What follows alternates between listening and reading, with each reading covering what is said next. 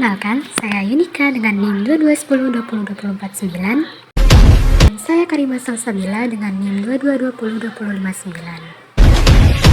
Semangat belajar ya! Halo Yuni. Halo juga Karima.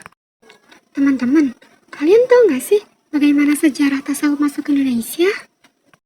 Kalau aku sih belum tahu. Emangnya bagaimana ya teman-teman sejarah tasawuf masuk ke Indonesia? Aku lupa nih. Ada yang bisa bantu jelasin nggak? Sepertinya saya tahu deh. Jadi, tasawuf mulai masuk ke Indonesia itu bersamaan dengan masuknya Islam ke Indonesia. Dan tasawuf mengalami banyak sekali perkembangan ditandai dengan banyaknya berkembang ajaran tasawuf dan tarikat yang muncul di kalangan masyarakat saat ini. Nah, semua itu dibawa oleh ulama Indonesia yang menuntut ilmu di Mekah dan juga Madinah, kemudian berkembang di Indonesia. Oh, jadi begitu ya Yun ceritanya. Kira-kira itu sudah cukup jelas belum? Iya, tapi ada beberapa tokoh yang menyebarkan tasawuf di Indonesia. Kira-kira ada yang tahu nggak?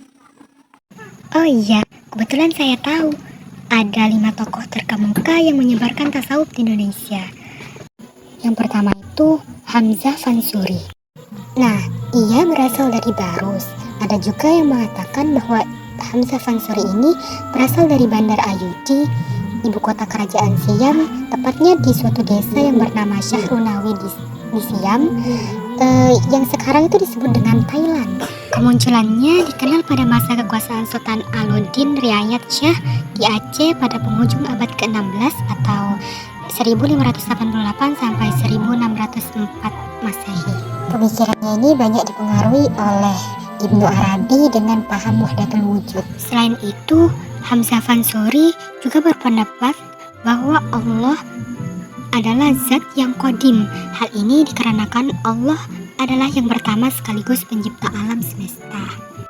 Nah, yang kedua yaitu Syamsuddin Sumatrani.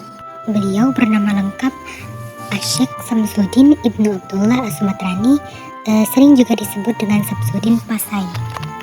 Beliau ini merupakan murid dari Hamzah Al-Farusi.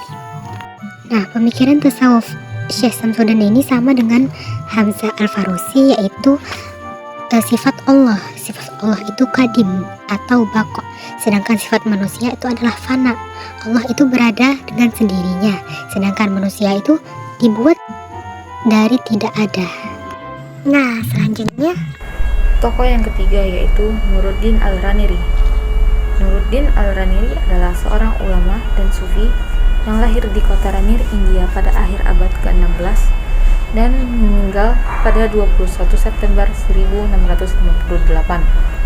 Ia datang ke Aceh pada tahun 1637 dan hidup di sana selama 7 tahun sebagai alim mufti dan penulis produktif. Menurut Nuruddin Raniri, ajaran tasawuf tentang konsep wujudiyah atau wahdatul wujud,